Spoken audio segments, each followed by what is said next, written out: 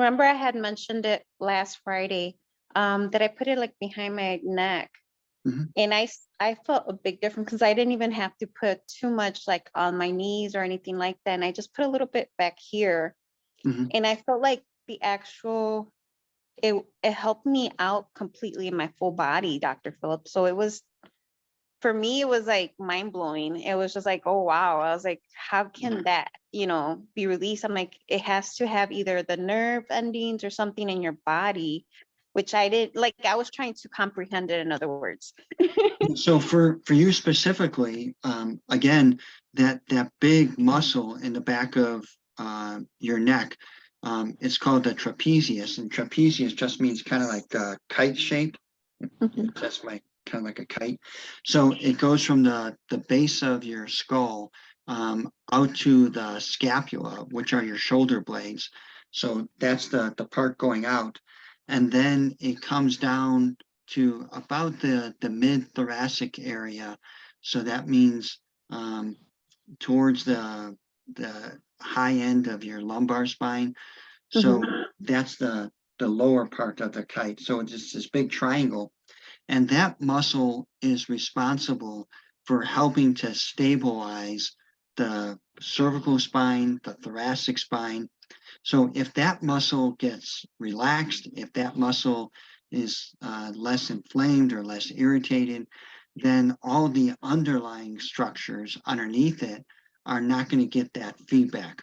So I'll give you I'll try to give you a kind of quick anatomical neurological lesson. Okay. So all the nerves from a muscle or a joint send signals from that muscle or joint back into the spinal cord. The spinal cord is in the center of your body, and then the spinal cord then sends a signal up to the brain. So if we could disrupt that signal before it gets to the spinal cord, then the brain doesn't perceive it.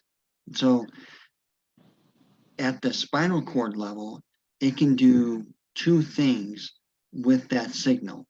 It could either receive it and send it back up to the brain and say, hey, something is not right here.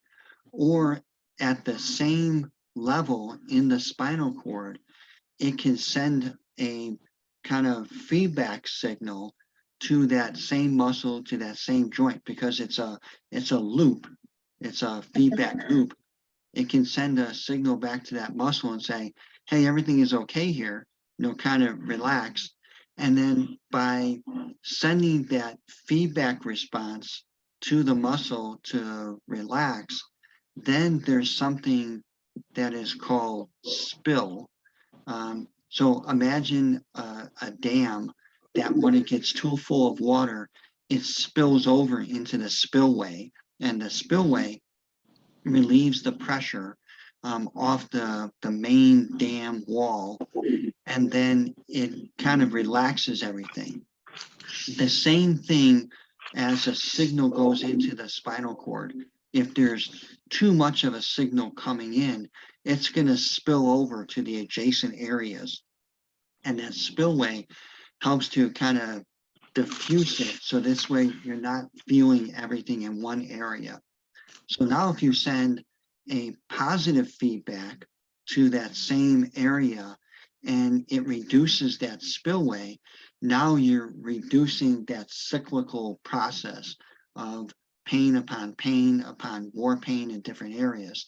So fast forward and closing the loop on what happened with you is that by reducing the signal at one area, now you're reducing the signals to the other areas, to that spillway.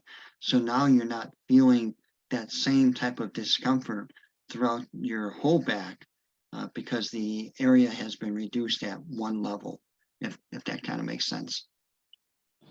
No, that makes perfect sense, Dr. Phillip, because that's what I was thinking. I was like, there has to be something. I was like, Dr. Phillip has to explain it.